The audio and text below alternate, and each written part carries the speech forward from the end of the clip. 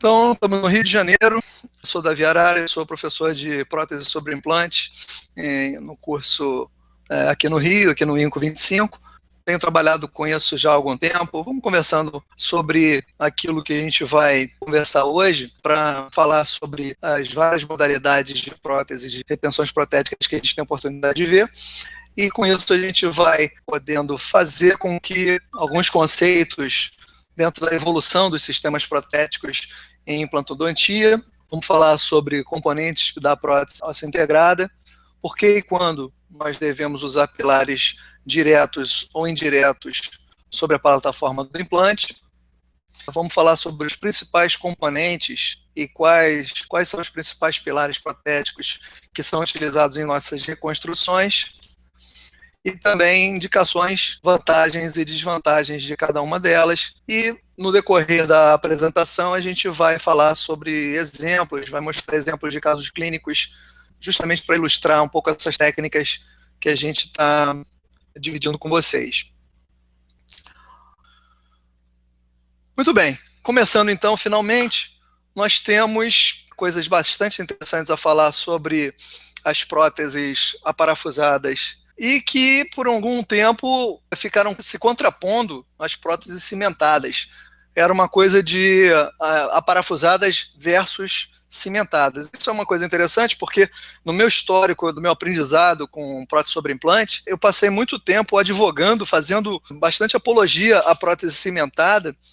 Até isso tinha até uma conotação de time de futebol.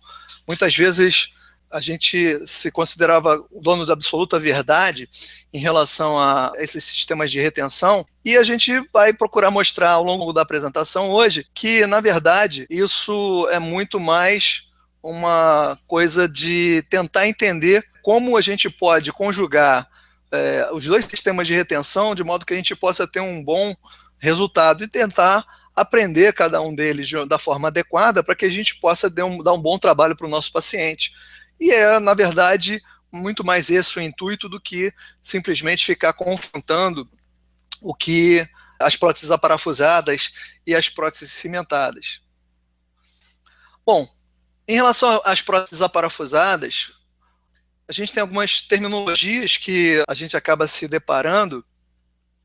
Muitas vezes alguns se referem às próteses aparafusadas como próteses desmontáveis ou próteses híbridas, que são termos semelhantes, mas que acabaram não tendo tanta penetração, tanta assimilação.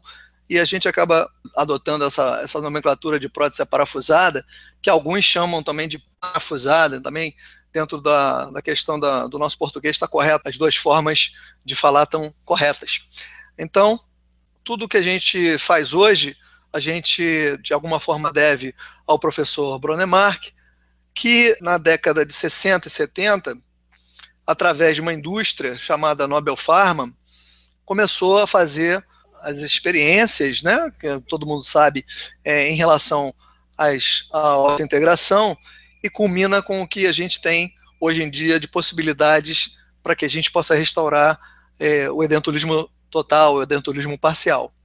Mas tudo começou com esse desenho de implantes que a gente está vendo aqui, com esses comprimentos, e também com esses componentes protéticos que a gente está vendo logo acima. Eu acho que vocês podem ver aqui que a minha seta aqui do mouse pode apontar. Os componentes protéticos, eles estão sendo apresentados aqui como sendo aqueles mais clássicos que a gente tem para a óssea integração, onde por muito tempo a gente pôde lançar mão desses componentes para que a gente pudesse reabilitar nossos pacientes. Essas peças ou esses componentes, eles se resumiam ao que a gente está vendo aqui. O implante propriamente dito tem essa delimitação que eu estou mostrando aqui, nesse corte sagital do implante, e aqui a gente está vendo o componente protético, que é um cilindro que é atravessado por um parafuso. Esse parafuso prende esse cilindro dentro do implante. E mais tarde, a prótese vai ser fixada a esse cilindro através desse parafuso aqui. Então, foi assim que tudo começou, foi assim que a gente pôde ver como a odontologia pôde revolucionar o tratamento de edentulismos. E nessa época, né, no início da década de 60, nós agora estamos fazendo 50 anos da osseointegração, e a gente vê como tudo começou em termos de possibilidades de reabilitação oral para esses pacientes edentados totais, em que todas as próteses eram confeccionadas dessa forma. Eram apenas próteses totais, aparafusadas a essa interconexão de cilindros. Um dos estudos mais clássicos que nós temos dentro da osseointegração é esse artigo do Adel e colaboradores de 1981, onde ele começa a mostrar para a comunidade científica internacional as possibilidades a longo prazo desse tipo de terapêutica. Então, isso fez com que a gente tivesse a chance de efetivamente fazer uma revolução na odontologia, como a gente podia estar fazendo com que isso pudesse ser viável dentro das nossas clínicas. E, basicamente, o que a gente tem com esses componentes é a possibilidade de fazer a comunicação de um cilindro que vai ser fixado com um parafuso, como a gente está vendo aqui, e no topo desse parafuso nós temos uma outra superfície com uma rosca, aonde a nossa prótese vai se acoplar e vai ser fixada através de um parafuso. Então, basicamente, é esse o desenho que nós temos em relação aos implantes da forma mais tradicional possível e que tem tornado possível essa terapêutica dentro da apresentação dos pacientes, nessa época, mais especificamente, apenas pacientes edentados totais. Então, aqui um exemplo clínico de uma situação em que a gente está vendo os 5 implantes instalados e aqui os componentes protéticos que vão ser instalados sobre esses implantes. Esses componentes, eles, como no outro exemplo, aquele esquema, um cilindro e o parafuso que passa por dentro dele. Uma vez esse cilindro acoplado e aparafusado, nós temos a nossa prótese que vai ser fixada também através de parafusos. E aí a gente tem um trabalho que a gente costuma chamar de prótese protocolo de Brodmark, justamente porque foi essa maneira protocolar, digamos assim, que a Brodmark e seus colaboradores começaram a fazer tratamentos por edentulismo total. A evolução natural que a gente tem ao longo do tempo permitiu também com que a gente pudesse fazer com que, diferente dessas próteses aparafusadas por edentulismo total, a gente também fosse capaz de construir próteses cimentadas sobre implantes. Então, nesse caso, a gente está aqui vendo alguns componentes protéticos acoplados aos implantes já, e a prova da infraestrutura metálica antes da fixação através do cimento do trabalho definitivo que esse paciente recebeu, também sendo ele um paciente edentado total.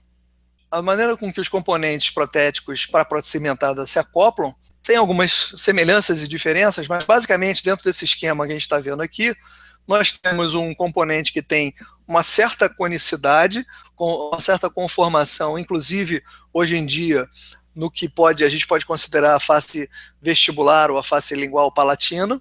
Esse componente ele vai ser fixado, como a gente viu, com um parafuso, e mais tarde a coroa ou a prótese vai ser fixada a esse componente através de cimento.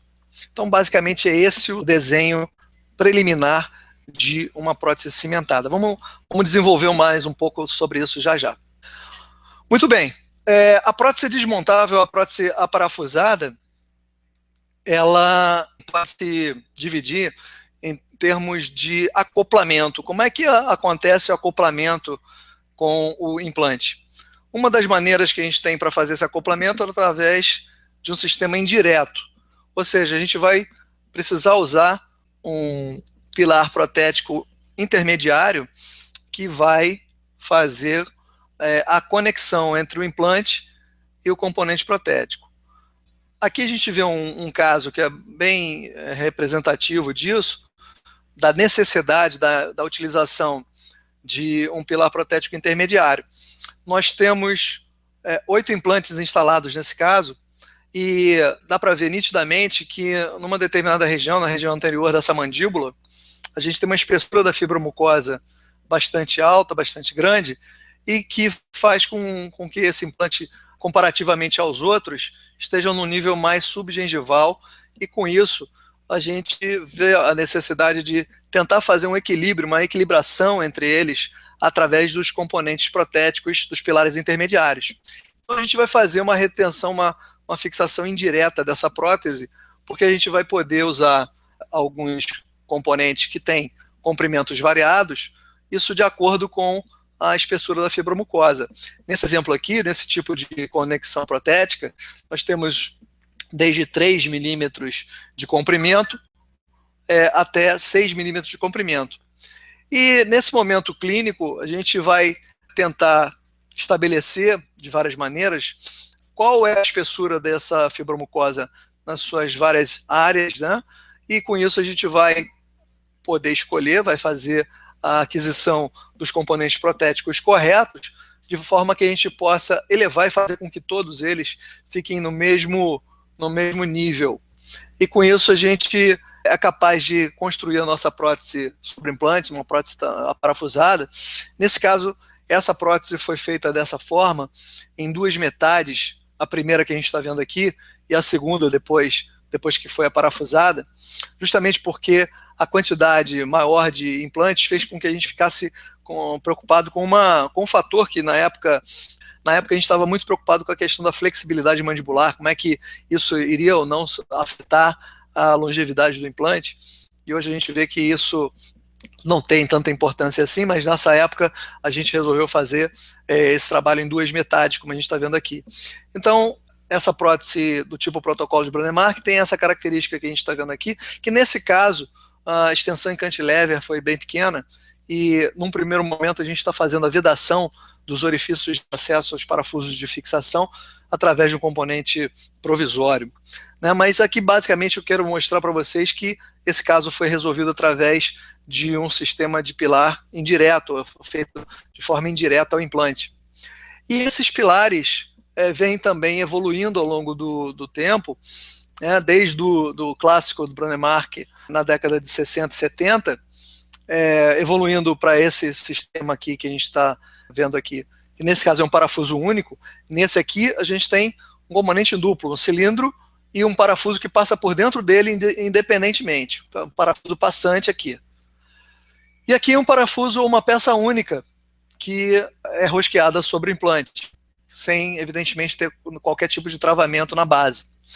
Já aqui a gente volta para o sistema duplo, com um cone e um parafuso passante, e aqui o mesmo sistema, só que tentando corrigir a angulação, caso esse implante tenha sido instalado de uma forma angulada, de forma inclinada.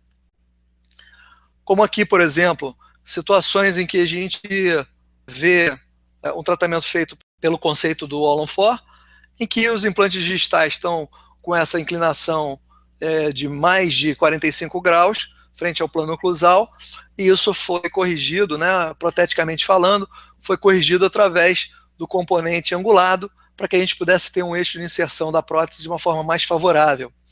Então, com isso, a gente possibilita a prótese parafusada usando elementos intermediários para poder conectar a prótese aos implantes. A gente aqui vendo uma situação clínica desses componentes. A razão para esse tipo de tratamento é justamente evitar ou diminuir o comprimento do cantilever que a gente vê aqui na infraestrutura da prótese definitiva, de modo que a gente possa reabilitar o paciente da maneira mais adequada possível, sem que com isso a gente tivesse necessidade de fazer o levantamento bilateral do seio maxilar, como seria a forma mais tradicional. Mas isso é uma outra conversa. A gente está agora mais especificamente se dedicando à questão dos componentes protéticos, e nesse caso, os componentes protéticos indiretos aos implantes.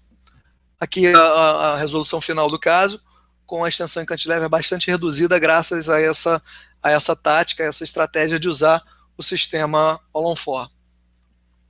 Então, os pilares intermediários, eles acabam funcionando como elementos que vão equilibrar a altura cervicoclusal dos implantes, como a gente viu ali naquele caso de 8 implantes, e eles podem corrigir as angulações de alguns implantes que porventura estejam proteticamente mais sejam mais complexos proteticamente, e a gente pode fazer a correção através daqueles componentes pré-angulados.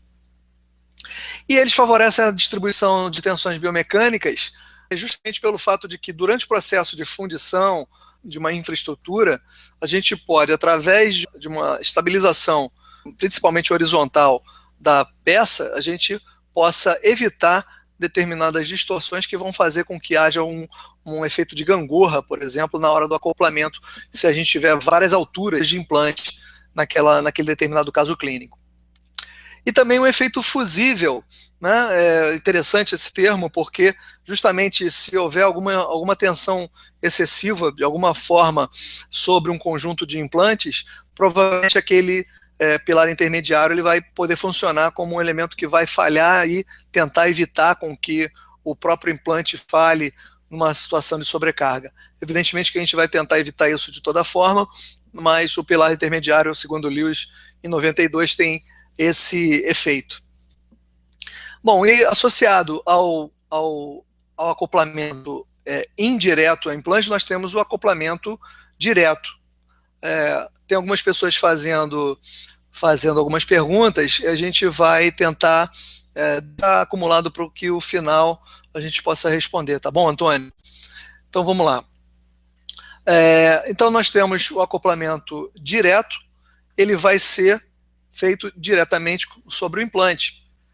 E aqui a gente vai falar um pouco sobre o elemento UCLA, que vem de onde ele foi idealizado, na Universidade da Califórnia, em Los Angeles, e acabou adotando esse nome, que lá eles falam como UCLA Abattement. A gente acabou adotando o nome de UCLA, que genericamente é aquilo que faz com que esse pilar, o UCLA, ele seja acoplado, como a gente está vendo aqui, diretamente sobre o implante. Eu deixei para vocês na apostila que eu estou oferecendo ao final da apresentação, do Lewis, do Balmer e do Homer, e do Moy também. O artigo de 1988. Foi o ano onde ele praticamente o UCLA foi apresentado. E a história dele é bastante interessante, porque tem a ver um pouco a época, a oportunidade que eu tive de estar lá na Suécia. Passei um ano na Suécia em 1987, onde tive a oportunidade de ver a primeira vez o que estava acontecendo em termos de implante na odontologia, e a gente começou, nessa época, a acompanhar alguns casos de edentulismo parcial, quando a regra absoluta para os edentados, os edentados totais, era a utilização de implantes para eles, edentados totais. Nessa época, 86, 87, começaram a surgir os casos, a serem feitos tratamentos de edentulismos parciais, e isso fez com que novas tecnologias fossem desenvolvidas. E o UCLA foi justamente uma delas. O UCLA se tornou útil, essa é uma foto, ou duas fotos que eu tenho muito carinho do tempo da Suécia, onde a gente vê como se podia resolver tratamentos de edentulismos parciais utilizando componentes para o edentado parcial. Então, o que a gente está vendo aqui? Componentes cilíndricos para restaurar um arco edentado parcial, onde, evidentemente, o resultado estético disso acaba sendo muito pouco satisfatório.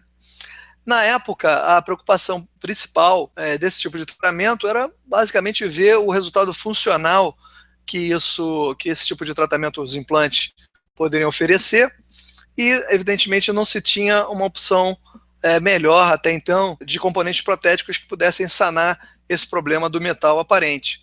Justamente da onde veio a utilização dos UCLAs. Então, o UCLA, que a gente costuma considerar como sendo as letras que designam a Universidade da Califórnia, em Los Angeles, acaba tendo hoje uma outra conotação. Eles acabaram fazendo com que a palavra UCLA, eu acho que tivesse uma afinidade maior com uma coisa um pouco mais odontológica. E o UCLA hoje, ele vem sendo designado como Universal Castable Long Abattement. Daí hoje que vem essa designação de UCLA, que a gente conhece tanto. Dessa forma, a gente, independente da nomenclatura, a identificação do UCLA passa a ser importante, porque a gente vai fazer com que ele seja ou possa ser usado em determinadas situações, que a gente vai mostrar aqui agora. Como a gente vê aqui, dois exemplos mais clássicos desses elementos, aonde o sistema original ele era totalmente feito em plástico para ser transformado, ser feito através do processo de perda e fundição e injeção do metal, e que aos poucos foi sendo substituído ou tendo como alternativa a estrutura, o UCLA, totalmente metálico. Então, como eu disse, eles vão ser acoplados diretamente sobre os implantes e vão ser fixados através do parafuso. O UCLA, uma vez acoplado, ele vai ter algumas maneiras de ser trabalhado. Uma delas é através da confecção de uma prótese aparafusada. Então, essa prótese parafusada vai ser construída, como eu disse, diretamente sobre o implante, mas vai ser feito para ele, ou para essa prótese parafusada, um enceramento, uma nova configuração desse cilindro que é completamente irregular. A gente vai fazer o acréscimo de cera ou de Duralay, vai dar um novo formato para esse componente antes da sua fundição. Vai ser reduzido em tamanho para que possa estar adequado ao caso clínico, a distância interoclusal. Sobre ele, então, essa escultura, essa nova escultura, através desse processo, vai ser fundido, basicamente, vai ser transformado, como eu digo, num mini dente, num dente pequeno, e sobre essa estrutura vai ser aplicada a cerâmica, vai ser aplicado o componente estético, que vai acabar de compor esse elemento. Então, basicamente, é assim que o UCLA foi criado, é assim que é a concepção inicial desse componente para a construção de próteses aparafusadas, que evidentemente vai estar ali com o seu parafuso passante.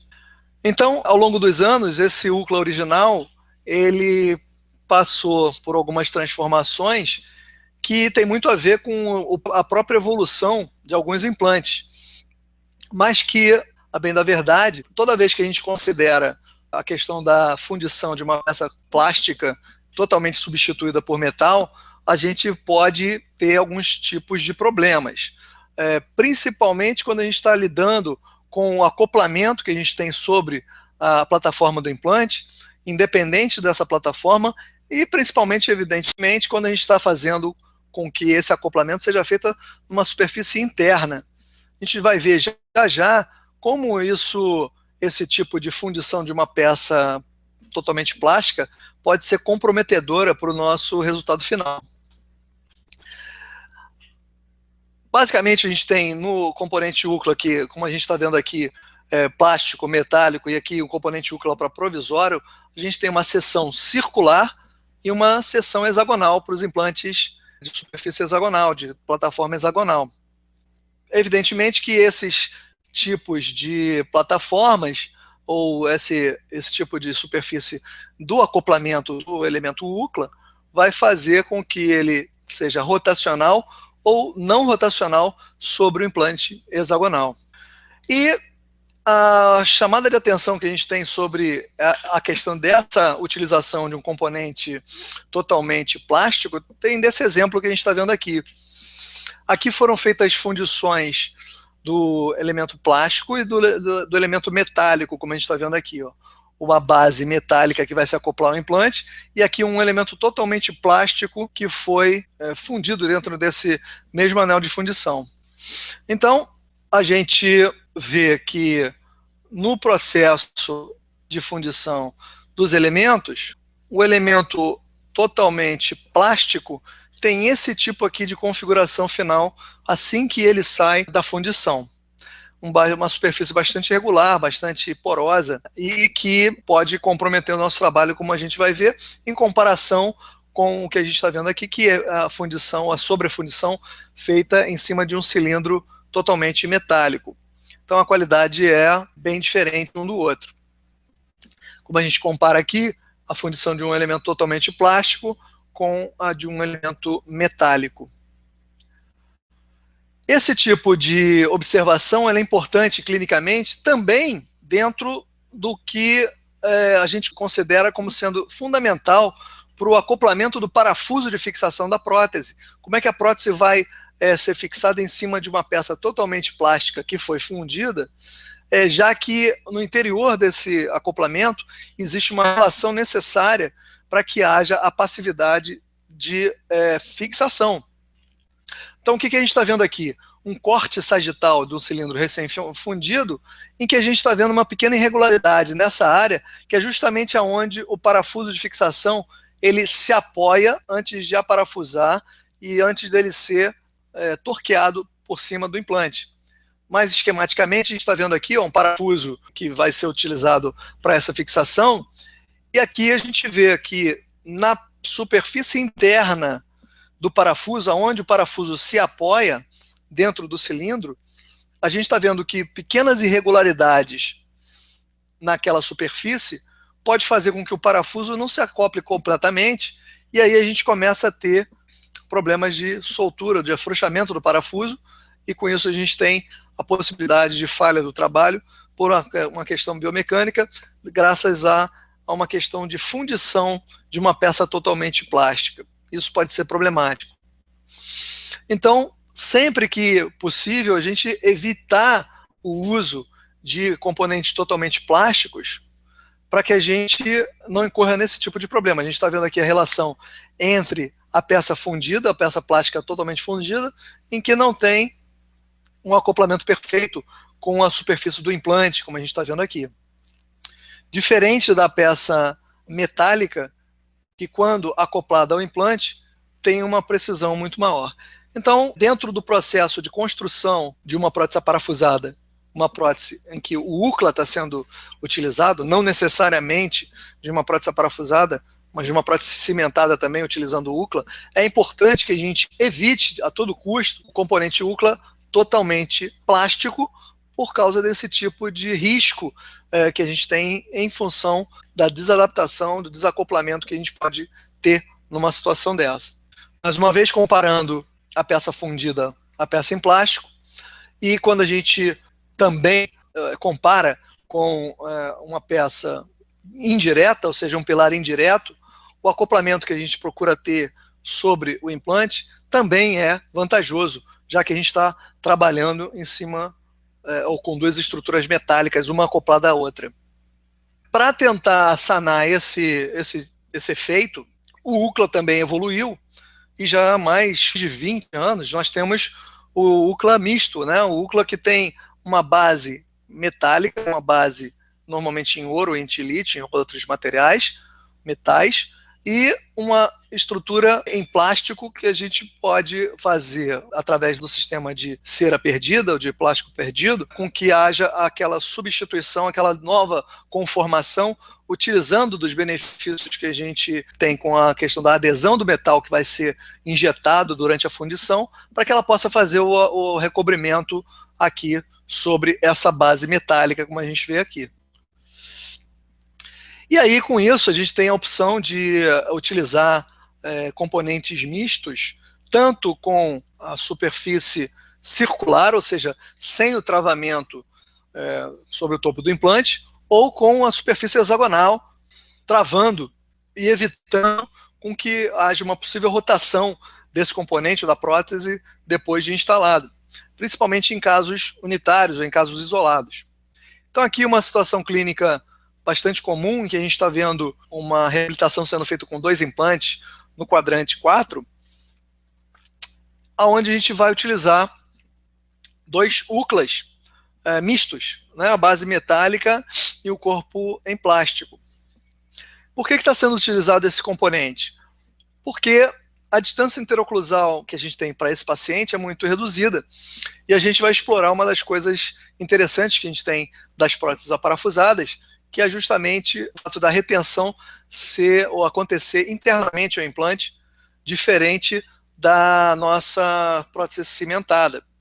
Então, com isso, a gente tem ali os componentes já modificados no primeiro momento para liberar a distância interoclusal que esse paciente apresenta, e ali o processo de enceramento da infraestrutura que vai ser confeccionada para esse paciente, uma metalocerâmica, e no caso, nós temos aqui a união entre eles, nós vamos fazer uma prótese múltipla, no caso dupla, duas coroas unidas, e por causa disso, na base desses UCLAs, ou a base desses UCLAs, ele não tem qualquer superfície antirrotacional, não é necessário que a gente tenha uma superfície antirrotacional. Essas duas superfícies são rotacionais, ou seja, a seção transversal dessa peça é circular, já que a gente está fazendo ou trabalhando em cima de uma prótese múltipla.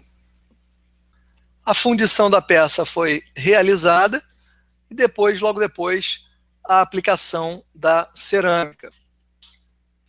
Nesse processo de construção desse trabalho, no elemento 46, que a gente tinha uma distância interoclusal um pouco menor, a gente vê aqui o que eu posso falar como sendo, eu posso chamar de alguns resultados interessantes que a gente tem em relação à finalização protética do caso, quando a gente está entregando o caso para o paciente.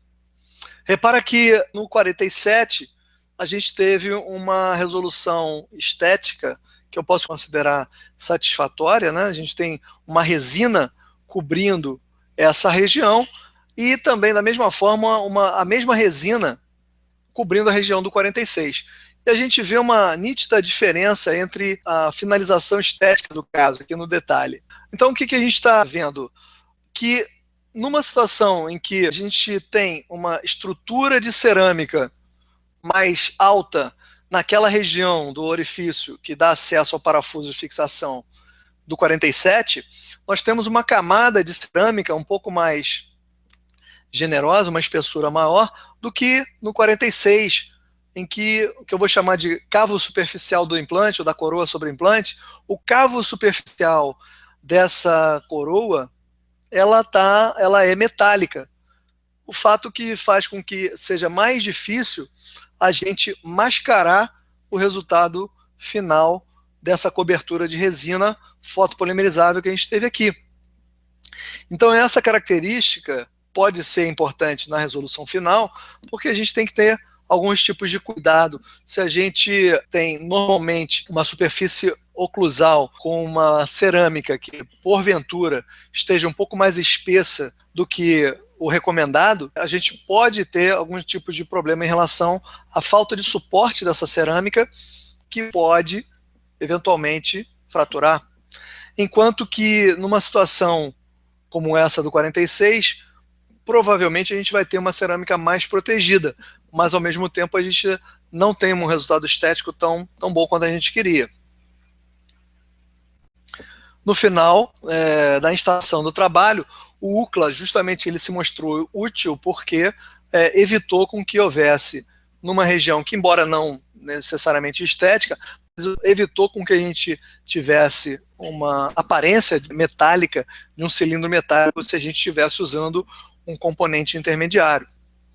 Para coroar propriamente um bom trabalho que a gente viu recentemente lá no grupo Perimplantar, o Jonas Jacomin, ele mostrou para a gente, compartilhou com a gente um trabalho magnífico de vedação, de obturação dos orifícios de acesso aos parafusos de fixação e dando inclusive para a gente algumas técnicas de como ter esse tipo de resultado.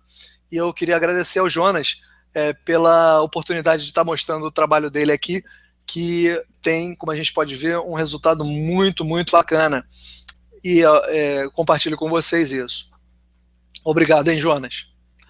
Então, um dos fatores importantes para a gente ter em mente a questão da utilização de elementos intermediários ou não, como a gente já havia comentado, é a questão da distância interoclusal. Aqui é um exemplo de um caso de aluno que fez com que as distâncias fossem medidas, a distância mesodistal para a distribuição dos implantes, com uma distância interoclusal bastante reduzida, e ele achou por bem fazer a utilização de próteses aparafusadas também.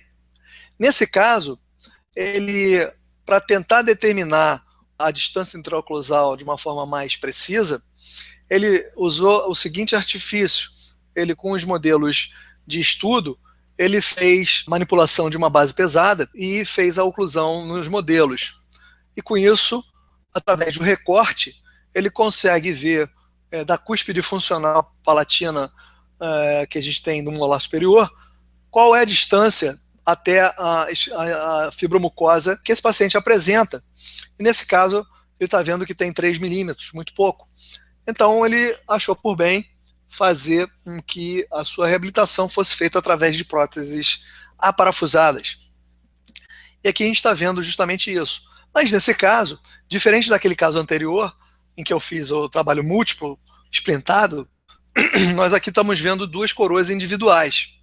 Essas coroas individuais aparafusadas precisam ter um elemento de travamento, como a gente está vendo aqui, já que o implante é um replace, é um implante da Nobel Biocare, e que a gente está vendo aqui o tri-channel de cada uma das coroas, que depois de acoplado e aparafusado, tem esse tipo de resolução estética e radiográfica. Bom, seguindo então com a questão do UCLA, é claro que a gente vai ter, ou pode ter, elementos com esse tipo de configuração para os tipos de plataformas de implante. Então a gente está vendo, mais uma vez aqui, um UCLA totalmente metálico, com essas reentrâncias que vão servir para a gente, por exemplo, estar utilizando para confecção de próteses provisórias. Então, com isso, a gente vai ter mais retenção de um acrílico, por exemplo, nessa região. Aqui um totalmente plástico, que a gente já comentou sobre ele. E aqui o nosso UCLA misto, com a superfície metálica de acoplamento ao topo do implante hexagonal externo. Também nós vamos ter os UCLAs para o sistema de travamento interno ao implante, ou seja, nesse caso, um hexágono interno, nós vamos ter o elemento macho, hexágono externo. Com isso, a gente vai poder fazer o acoplamento dentro do implante. Então, como eu disse antes, fica muito perigoso a gente imaginar que um UCLA com esse tipo de desenho, ele possa ser totalmente plástico, altamente não recomendável que seja assim. É importante que esse acoplamento seja feito metal contra metal do implante, para que evite distorções nessas regiões, principalmente porque é muito difícil no momento da fundição, da inclusão, fundição e tudo mais, nós termos preservados essas superfícies planas, como a gente vê aqui, se tudo fosse feito a partir de uma peça plástica.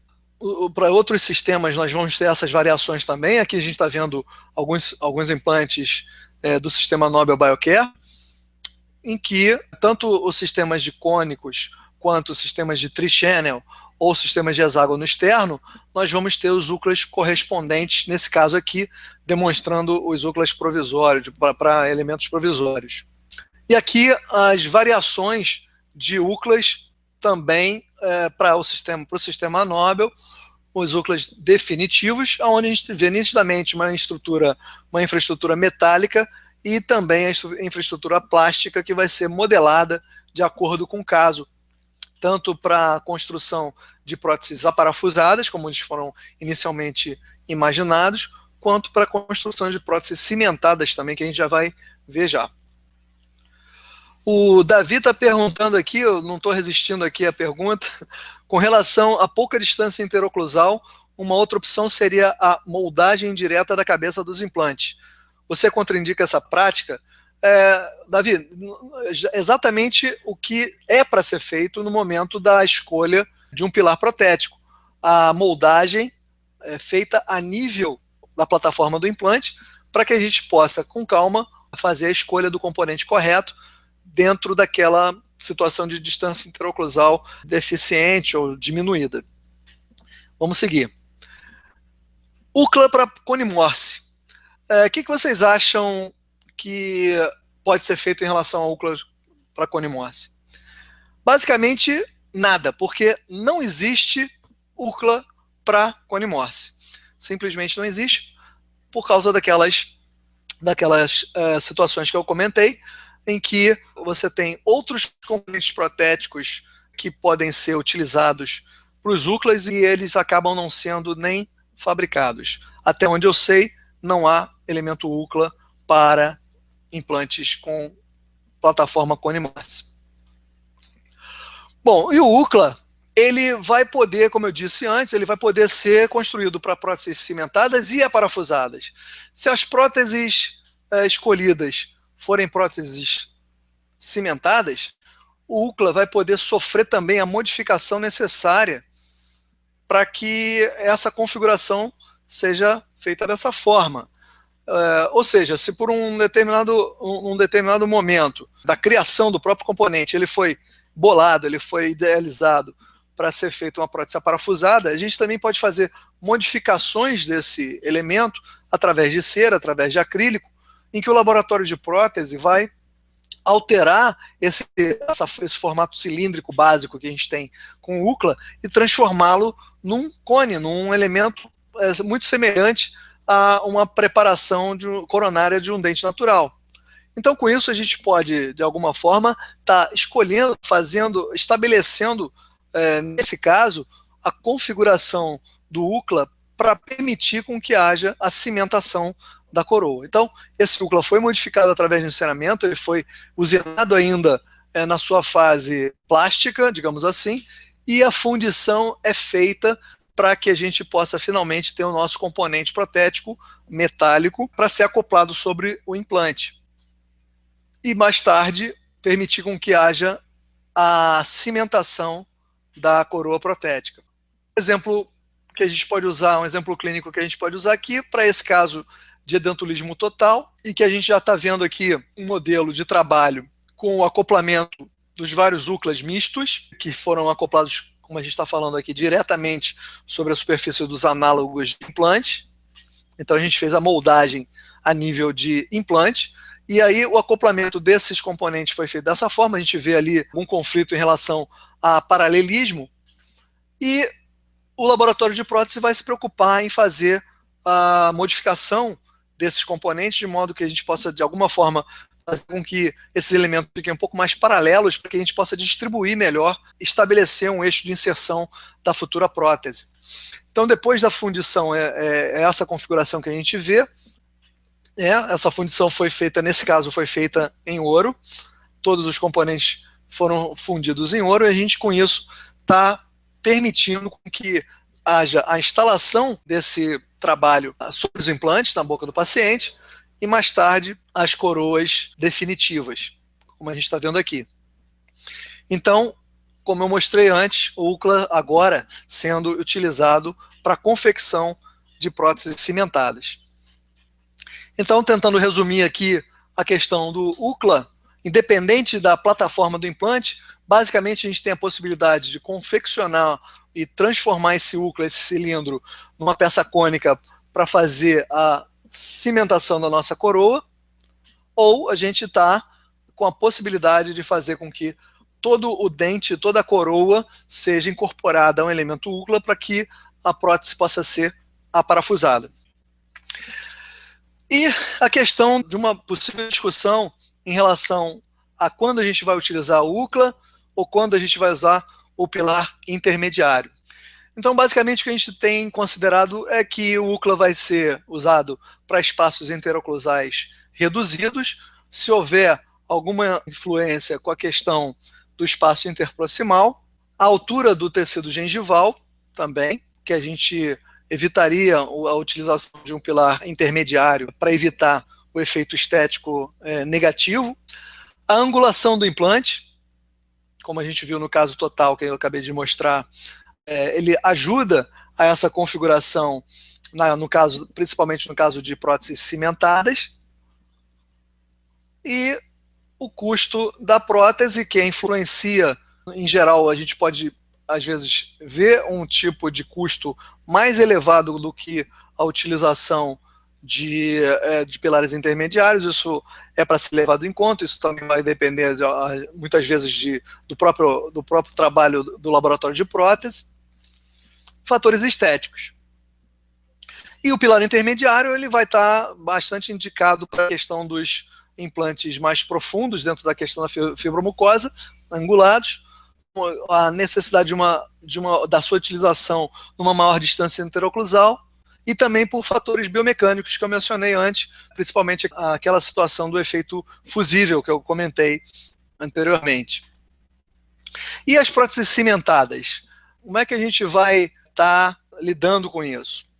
Inicialmente, as próteses cimentadas eram confeccionadas a partir de pilares protéticos padronizados, como a gente está vendo aqui, um pilar reto, e 2 tipos de pilares angulados, um de 15 graus de inclinação, outro de 25 graus de inclinação. Então isso faz com que a gente tenha como opção a própria evolução do processo de manufatura dos componentes protéticos, dão para a gente a oportunidade da gente ter uma gama enorme desses componentes, hoje em dia, disponíveis para o clínico, para todos nós. Isso faz com que a gente entenda que, naturalmente, existe muita gente que dá preferência, como eu dou também, na maioria dos casos, para as próteses cimentadas. A demanda a próteses cimentadas que ocorre hoje em dia faz com que a gente tenha muitas opções em relação a esse tipo de componente para poder restaurar os nossos casos. Então, voltando um pouco àquele esquema, na prótese cimentada nós temos um pilar protético que vai ser fixado através de um parafuso de fixação e a coroa que vai ser cimentada sobre ele. A gente vai utilizar, independente da marca do componente, da fabricação que a gente tem, a gente vai usar alguns princípios básicos para a construção das nossas próteses cimentadas, e a gente pode se remeter a um artigo do Jorgensen, de 55, da questão básica da retenção protética, daquilo que a gente tem ali como efeito de retenção protética, que, da mesma forma que em dentes naturais a gente tem determinados cuidados para adotar no momento da preparação de uma superfície coronária de um dente natural, em que a gente vai ter mais ou menos retenção de acordo com algumas características dessa preparação, da estabilidade, da forma de resistência, etc. Todos aqueles fatores que a gente usa e precisa usar para as coroas sobre dentes naturais, a gente também vai adotar para os nossos pilares protéticos para as próteses cimentadas. Então aqui um exemplo rápido para a gente ver uma situação depois da moldagem do caso. Uma das grandes características das próteses cimentadas é o fato de que a gente pode usufruir do efeito troquel que os pilares têm para a gente. O que eu chamo de efeito troquel? Vamos dar uma olhada nesse caso aqui. Nós temos 2 implantes paralelos e um implante na área do premolar não paralelo. Nós vemos esses componentes que a gente está vendo aqui são transferentes de moldagem.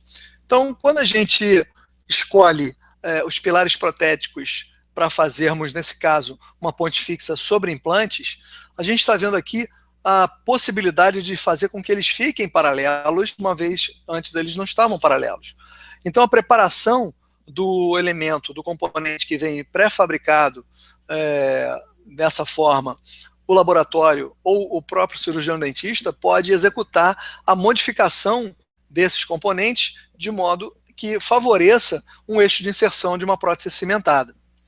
Então, nesse caso aqui, a peça, ou no caso, os pilares protéticos, eles vão servir também como os troquéis do nosso trabalho. No caso, o laboratório de prótese, ele está usando os nossos pilares protéticos, esses pilares que futuramente eles vão ser instalados na cavidade oral do paciente, a gente está vendo o laboratório de prótese utilizar isso como o próprio troquel. Essa infraestrutura metálica não foi confeccionada sobre uma cópia em gesso desses pilares que a gente está vendo aqui. Esses componentes metálicos, eles foram confeccionados em cima daqueles elementos que vão para a boca do paciente. A precisão de adaptação que nós vemos nessas peças metálicas é absoluta. Ou seja, se a gente não vê uma adaptação perfeita nessa situação de laboratório, dificilmente a gente vai ver uma adaptação perfeita na hora da prova na cavidade oral. Então, nesse caso, os pilares protéticos eles estão sendo levados para a cavidade oral para fazermos a prova da infraestrutura metálica. A gente vai ver a passividade, a gente vai ver a adaptação cervical. Se for necessário, a gente vai fazer o seccionamento para marcar uma solda e fazer a soldagem, para depois, mais tarde, a gente fazer a cimentação da prótese sobre aqueles implantes. Então, é uma vantagem muito grande a gente poder utilizar os pilares protéticos se comportando como troquéis dentro do laboratório, porque a gente vai ter a dedicação para a adaptação cervical a melhor possível. Por um tempo, a gente tinha uma situação de confronto dessas duas modalidades de retenção protética.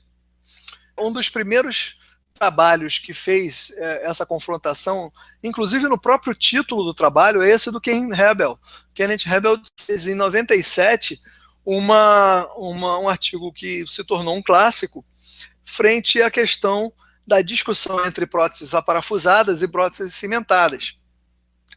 E isso foi muito levado em conta numa determinada época da nossa formação clínica em prótese sobre implante. A gente meio que adotou bastante essa filosofia.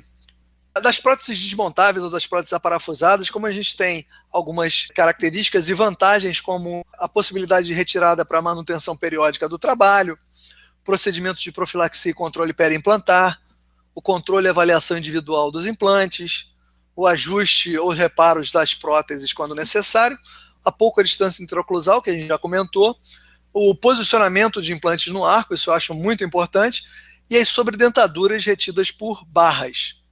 As sobredentaduras retidas por barra, fica fácil a gente entender que se a gente quer uma estrutura que possa ser mascarada pela prótese que vai ser acoplada sobre essa estrutura, a gente quer um perfil baixo.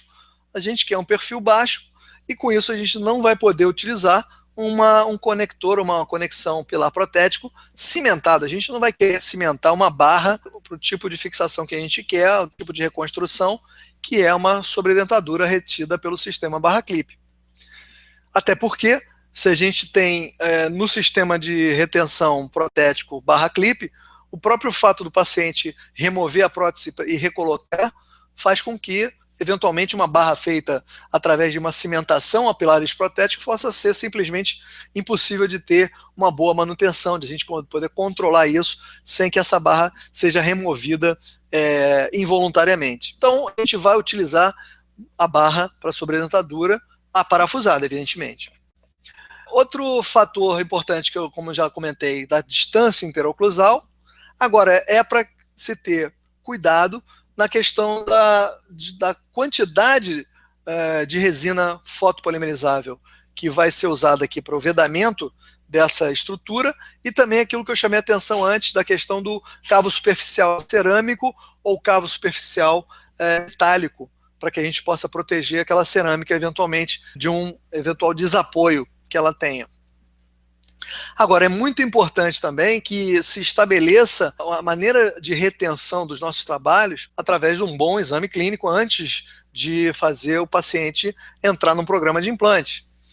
Então, a gente tem aqui, por exemplo, a situação de uma extrusão, de uma invasão do espaço protético interoclusal, que a gente está vendo aqui, desse arco antagonista, e que evidentemente tem que ser preparado, tem que ser feito algum tipo de trabalho mais global em termos de reabilitação, para que a gente não seja obrigado a respeitar essa extrusão, essa invasão do plano oclusal, como a gente está vendo aqui, e com isso ter alguns problemas em relação à reconstrução sobre implante. Óbvio que a gente vai ter que fazer com que haja uma conjugação de trabalhos aí, tanto do arco superior quanto do arco inferior. Então, muita atenção para esse efeito, essa observação que a gente possa ter desses casos de distância interoclusal reduzida. Existem desvantagens que a gente pode chamar de desvantagem funcional das nossas próteses desmontáveis. Como eu disse, o risco de fratura da borda, a chance de fratura ou afrouxamento do parafuso de fixação da prótese, e a gente pode ter algum tipo de fadiga do material parafuso do implante, caso esse efeito de afrouxamento esteja acontecendo de uma forma constante. Isso tem que ser muito bem abordado, muito bem visto. Outro fator também que, nesse caso, muito favorável para as próteses aparafusadas, é o fato de que, em situações de reabsorção do rebordo alveolar residual, como a gente vê, faz com que os implantes fiquem posicionados mais para lingual. Então a gente tem um efeito muito benéfico da prótese aparafusada, porque a gente está abaixando, diminuindo o perfil de emergência desse trabalho, porque de outra forma, se a gente estivesse fazendo uso de pilares para cimentação, a gente estaria aqui numa situação de maior dificuldade em termos de conforto, já que essa área da prótese do paciente, como esse, iria ficar extremamente volumosa. A prótese ia ficar extremamente volumosa. Então seria uma situação de contraindicação de uma prótese cimentada. E a prótese aparafusada é mais do que bem indicada para esse caso. E, voltando à situação de cuidados em relação à superfície oclusal, o quanto o parafuso pode ou não estar ocupando, a quantidade, a percentagem de ocupação desse orifício de acesso ao parafuso de fixação, a gente tem que ter para que, no momento de entregar o trabalho para o paciente, o Ken Hebel muito batia na tecla, é que a ocupação do parafuso na superfície oclusal, caso esses implantes tivessem sido extremamente bem instalados no sentido do fundo de fossa, de um elemento ausente, se a direção desses implantes tivesse sido bastante favorável, que a gente pode até considerar uma coisa rara, mas pode, evidentemente, a gente já mostrou alguns casos aqui em que isso aconteceu, mas é importante a gente ver, tentar notar o quanto ocupa esse orifício de acesso frente à reabilitação oral que a gente quer fazer para o caso, normalmente quando a gente quer fazer a vedação disso através de uma resina fotopolimerizável. E nesse caso a gente está com a defesa dele em relação às próteses cimentadas, a gente vê que quando a gente tem uma superfície oclusal mais regular, ou seja, apenas a cerâmica da infraestrutura ou da restauração que a gente está fazendo, então a gente pode controlar melhor a questão oclusal com próteses cimentadas, segundo o Ken Hebel. Isso é um fator que a gente tem que considerar. No momento do ajuste oclusal, a gente está ali com uma superfície extremamente regular das nossas coroas. As vantagens das próteses cimentadas em relação à superestrutura são mais passivas, né? A gente, nas próteses aparafusadas, a gente tem essa passividade como sendo um elemento crítico na hora da instalação. A gente não pode ter nenhum tipo de distorção sob pena de estar colocando os implantes em risco frente ao fator biomecânico aí de um não acoplamento correto. A gente pode estar controlando melhor o direcionamento das cargas que vão estar sendo aplicadas aos implantes através das coroas. E é evidente que a gente tem um controle estético muito melhor quando a gente procura fazer com que as próteses cimentadas tenham uma regularidade na sua superfície oclusal ou vestibular, coisa que na prótese aparafusada, às vezes, a gente tem um pouco de dificuldade, que justamente foi mostrado como a gente pode ter um bom resultado através do trabalho do Jonas, muito bacana. As próteses cimentadas, como vantagens, nós temos a menor chance de fratura do material da porcelana, aquilo chamando atenção para aquela situação do orifício de acesso ao parafuso de fixação, facilita o acesso aos retentores posteriores e a manutenção intraoral dos nossos trabalhos. A necessidade de desaparafusamento, de remoção da peça protética dos implantes, ela foi muito mais importante no início da técnica de osseointegração, porque era necessário que a gente pudesse remover a prótese para poder fazer a avaliação de cada um dos implantes individualmente, para ver a questão da qualidade da osseointegração. Hoje em dia a gente raramente tem necessidade de fazer isso, essa avaliação individual de implante, e por consequência também deixa de ter tanta necessidade de a gente fazer a remoção da prótese até para manutenção e para profilaxia. Mas, evidentemente, a gente tem essa oportunidade se a gente tiver feito a prótese aparafusada. Desvantagens das próteses cimentadas. Bom, normalmente o que a gente pode ter como desvantagem é que a restauração cai. E aí é uma situação desagradável que a gente tem que lidar com o paciente, porque é chato o paciente estar ligando para você dizendo: meu dente está frouxo, meu dente caiu, meu dente saiu na minha mão. Provavelmente ocorreu isso por ausência de fatores intrínsecos de retenção. E a gente vai, evidentemente, tentar substituir o centro. O fato dela ser não desmontável, né? Ela não é aparafusada ou desaparafusada. Então, se você quiser fazer um controle disso através da remoção do trabalho, às vezes é um complicador. Então, você pode, se quiser, apesar de que já há muitos anos, muita gente já não faz esse tipo de, ou não tem esse tipo de necessidade de remover a prótese, como eu já falei, mas caso haja necessidade, a gente vai utilizar um tipo de cimento mais macio ou menos macio, né, como a gente apelida esse tipo de cimento, de modo que a gente possa ter um controle maior dessa retirada e da prótese eventualmente. E segundo o Misch, em 93, ele fala que as restaurações parcialmente retidas, elas não têm maiores consequências biomecânicas, o que eu discordo frontalmente com ele. Tem aqui um caso interessante para mostrar, justamente que, na minha concepção, prova que a gente tem problemas sérios biomecânicos quando a gente tem uma situação de prótese parcialmente retida. Nós vemos aqui um trabalho em que eu, insistindo na minha preferência na época de próteses cimentadas, eu vi aqui a possibilidade de fazer uma prótese cimentada com uma distância interoclusal bastante reduzida. Essa distância interoclusal bastante reduzida acabou trazendo um problema muito sério, porque simplesmente no momento depois da cimentação desse trabalho, a gente pode reparar que aqui nesse elemento 35 eu tenho uma razoável retenção frente ao comprimento do componente protético, e no elemento 36 não. Um coto bastante reduzido, pouca retenção. Então aqui eu considero que eu estou com boa retenção e pequena retenção.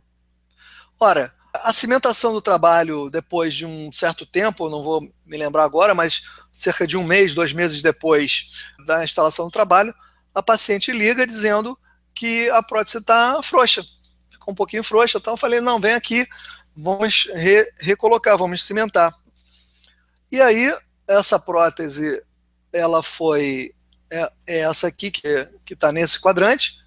Então essa prótese, quando a paciente chegou, a prótese estava realmente com uma certa mobilidade, estava solta.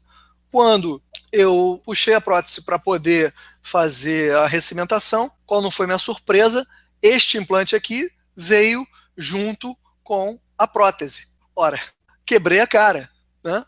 Achei o máximo do fracasso do caso e tentei entender por que isso aconteceu. E basicamente o que eu cheguei à conclusão de que, pelo fato desse dente ou desse implante, ele está com uma boa retenção, e aqui ter havido o afrouxamento, a dissolução do cimento, o cimento provisório que a gente estava usando, a dissolução do cimento nesse caso fez com que a coroa do 35 ficasse responsável por um cantilever distal que estivesse acoplado a ele.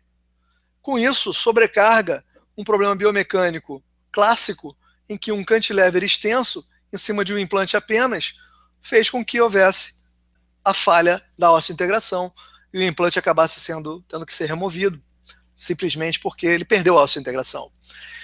Então o fato de ter usado um sistema de retenção, uma prótese cimentada, como quando depois desse aprendizado a gente viu que era uma situação de erro, a gente aprendeu a lição e começou a considerar mais as outras opções.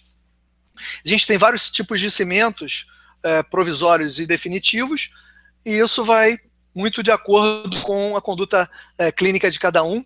A gente tem muitas opções hoje, desde os cimentos provisórios do Temp Bond, o Nogenol e cimentos à base de hidróxido de cálcio, quanto os definitivos, os cimentos fosfato de zinco, os cimentos ionoméricos e os resinosos. Bom,